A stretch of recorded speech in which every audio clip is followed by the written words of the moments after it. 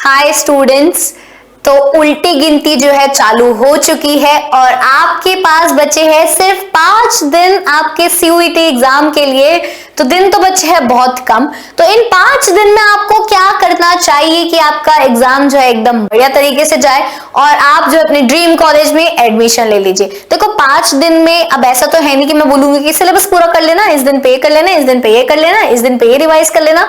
सो अब जो करना था अब आप कर चुके हो। अब आखिरी के 5 दिन में मैं बताने वाली हूं आपको कुछ इंपॉर्टेंट एडवाइस जो आपको फॉलो करनी है और वही फॉलो आप करेंगे तो आप जो अपने आप को बहुत हल्का फील करोगे और काफी ज्यादा कॉन्फिडेंट भी फील करने वाले हो।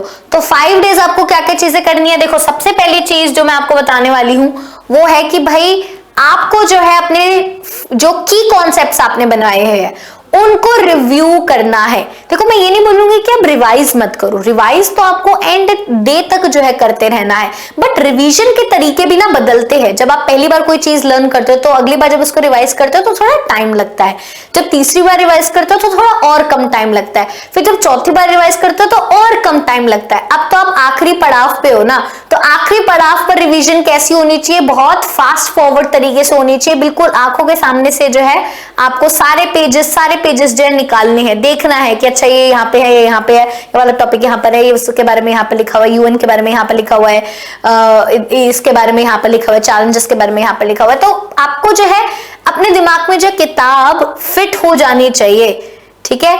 जो भी इंपॉर्टेंट पॉइंटर्स आपको लगता है जरूरी है, गट फीलिंग कह रही है कि हाँ ये इंपॉर्टेंट है, तो उसको जरूर करके जाओ।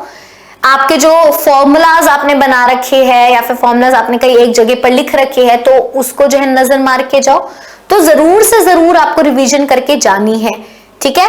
बट रिवीजन जो है लर्निंग की तरह नहीं होना चाहिए कि पता चले रिवीजन में लर्न कर रहे हो कोई चीज नहीं। अब जितना करना था कर लिया, टेंशन मत लो, जितना आता है उतना हो जाएगा, क्योंकि आपको सारे क्वेश्चन तो करने नहीं है ना, उसमें से कुछ तो छोड़ोगे भी।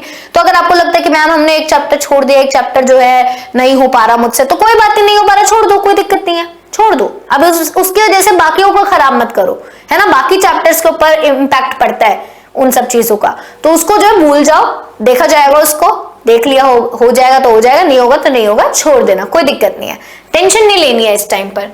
वहीं पर अगली चीज जो मैं आपको सजेस्ट करूंगी वो ये है कि भाई आपने जो प्रिपेयर कर लिया है ना, जो प्रिपरेशन आपने अभी तक कर लिया उस पर ट्रस्ट करो, ट्रस्ट करना सीखो। कंपेयर मत करो कि उसकी इतनी तैयारी हो गई है, उसकी मैम इतनी तैयारी हो गई है, वो तो टॉप कर जाएगा, उसको कॉलेज मिल जाएगा, मेरे को नहीं मिलेगा। अपने ऊपर ट्रस्ट करना सीखो। अब आप सोचो, पॉजिटिव रहो कि हाँ मेरी जो तैयारी अब तक हो गई है वो मेरे लिए इनफ है, मैंने जितनी भी सारी चीजें करी है मैंने अपने अकॉर्डिंगली बेस्ट किया है, क्योंकि हर एक इंसान अपने अकॉर्डिंगली जो है बेस्ट ही करता है। और आई नो आप सबने अपनी पूरी बेस्ट प्रिपरेशन जो है करी है। तो बस अब जैसे मैं आपकी प्रिपरेशन पर ट्रस्ट कर रही हूँ, अब आप भी अपनी प्रिपरेशन पर ट्रस्ट करो, अपने ऊपर विश्वास रखो और जो भी हार्डवर्क आपने अभी तक दिया है ना, इसमें अपने पूरे साल जो दिए हैं, अब उसका जो है रिजल्ट आने का टाइम जो एकदम करीब आ गया है। अब अपनी तबियत खराब मत कर लेना। एंड टाइम में ये होता है कि सब दिन चंगे, त्योहार के दिन जो है सब कुछ खराब कर देते हो आप। तो यही है कि आप सब लोगों को जो है बिल्कुल भी स्ट्रेस नहीं लेना है, इस टाइम पर अपनी हेल्थ का पूरा ध्यान रखना है, कोई बीमार नहीं होना है, क्योंकि उसका इम्पैक्ट आपके परफॉर्मेंस पर पड़ता है एग्जाम पे, ठीक है। तो टेंशन नहीं लेनी है। वहीं पर अगली चीज जो आपको ध्यान में रखनी है वो ये है कि भाई एग्जाम के बारे में ना दूसरों के साथ जो है डिस्कस नहीं करना है कि तेरा कितना हो गया, अरे अभी भी रिवाइज करे तो, अच्छा कोई न्यू टॉपिक आया वो कर रही रिवाइज, तुझे सुनने में आया कि एग्जाम में आएगा, अच्छा जी। तो भाई ऐसी रूमर्स से आपको दूर दूर दूर दूर दूर कोसों दूर रहना है। इस टाइम पर आपको कोई फालतू डिस्कशन नहीं करने हैं, किसी को कोई फालतू बात नहीं सुननी है। आपको जो है अपने जोन में रहना है, अपने पेरेंट्स के साथ टाइम स्पेंड करो, अपने पेट के साथ टाइम स्पेंड करो, कोई आपका जो बहुत ही क्लोज फ्रेंड है जो आपको मोटिवेट कर सकते हैं उनसे बात करो, अपने टीचर से बात करो जो कि आपको मोटिवेट करे, मैं तो हूं ही। तो इस टाइम पर आपको कोई ऐसे इंसान, नेगेटिव इंसान से बात नहीं करनी है जो कि आपको स्ट्रेस दे, ठीक है। पॉजिटिव रहो और दूसरों को भी पॉजिटिव फील करो। ये नहीं कि आप खुद नेगेटिव हो दूसरों से एक्सपेक्ट करो पॉजिटिव फील कराए, नहीं, दोनों साइड से होता है। आप खुद भी पॉजिटिव रहिए, दूसरे वाले को भी, सामने वाले को भी पॉजिटिव फील कराइए, तो आपको खुद भी पॉजिटिविटी आएगी, ठीक है।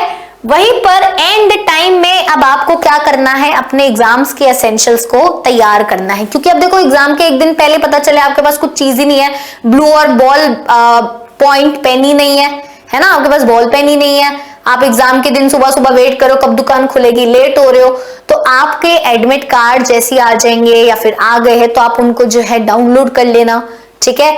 तो इससे क्या होगा, आप पूरे श्योर हो जाओगे कि आपका कौन सा सेंटर है, उस सेंटर को आपने गूगल लोकेशन से देख लिया है, कितना टाइम लगेगा आपके घर से पहुंचने में। तो जहां पर भी आपका एग्जाम है उस एग्जाम के सेंटर की लोकेशन 2-3 दिन पहले जाकर एक बार देखा हो, अगर आपके घर के पास है कि हाँ ये एग्जाम सेंटर है, यहाँ पर इस तरीके से मैं जा सकती हूँ। अपने पेरेंट्स को बताओ कि कहाँ पर जाना है, उनकी हेल्प लो कि कैसे जाएंगे, मम्मी पापा के साथ डिस्कस करो। ये नहीं कि सुबह सुबह जो है टेंशन में आ रहे, अरे ऑटो नहीं मिल रहा, रिक्शा नहीं मिल रहा, साइकिल नहीं मिल रही, स्कूटर नहीं मिल रहा, वो सब नहीं करना है। अपने साथ जो है सारी चीजें जो आपको लेकर जानी है अपने साथ जो है रेडी रखो, जिससे एंड में अफरा दफरी ना हो, क्योंकि इसकी वजह से आपके एग्जाम के ऊपर इंपैक्ट पड़ जाता है ना। लेट नहीं होना है, पंक्चुअल रहना है, टाइम एक्स्ट्रा लेकर चलना है, थोड़ी देर वेट करना पड़ जाएगा, कुछ नहीं होता, एक्स्ट्रा टाइम से जो है कभी नुकसान नहीं हुआ है। हाँ, लेट एंड टाइम पर चलते हो, लेट लतीफ चलते हो तो उससे काफी ज्यादा चीजें जो बिगड़ती है। तो एंड में जो है आपको बिल्कुल अपने आप को रेडी रखना है कि बस अब एग्जाम आ जाए सामने और मैम खत्म कर डालेंगे एग्जाम को और बढ़िया एग्जाम जो है हम दे देंगे, है ना। लास्ट मिनट रश जो है अवॉइड करना है। तो ये कुछ टिप्स है जो आपको अपने 5 दिनों में फॉलो करनी है। मैं ज्यादा वो नहीं बोलूंगी कि ये भी कर लो, वो भी कर लो, ये भी कर लो, नहीं, बस कुछ ये सिंपल सी बातें थी जो मैं आपके साथ डिस्कस करना चाहती थी। तो आपके आखिरी 5 दिन बचे हैं। I know that feeling, I know, मुझे भी आ रही है वो, क्योंकि आपका एग्जाम नहीं है, ये हम सबका साथ में एग्जाम है ना, हम सबने साथ में मेहनत करी है, तो सबका साथ में एग्जाम है। तो मैं आपके साथ ही हूं, टेंशन नहीं लेनी है, आपका एग्जाम बहुत अच्छा होगा भाई। पर जो न्यू सेशन के जो बच्चे हैं जो अगले साल एग्जाम देने वाले हैं 2025 में, तो उनके लिए भी यहाँ पर हम लाए हैं फ्री लाइव वेबिनार, बिकॉज उनको पता होना चाहिए कि आखिरकार CUET क्या है। पहले से ही आपको जानकारी रहेगी तो आप पहले से प्रिपेयर रहोगे। और इसके बारे में जो वेबिनार है होने वाला है 19 मई को 2024 संडे को, और ये संडे को शाम को 6 बजे होगा CUET उत्कर्ष चैनल पर। तो अगर आपके कोई फ्रेंड्स है, कोई रिलेटिव्स है या फिर कोई आपके जूनियर्स है, आप उनके साथ जरूर शेयर कीजिए, उनको बताइए कि लाइव वेबिनार होगा और इसमें हम आपके CUET से रिलेटेड जो भी सारे डाउट्स है वो हम सॉल्व करेंगे। और अगर आपको कोई और एक्स्ट्रा इन्फॉर्मेशन चाहिए तो यहाँ पर नंबर भी दिया हुआ है, आप उस पर कॉल करके जो इन्फॉर्मेशन ले सकते हैं। So I wish you all the very best. सभी बच्चों को 5 दिन बचे हैं, अच्छे से एग्जाम दे देना, ठीक है, नाम रोशन कर देना। So all the very best.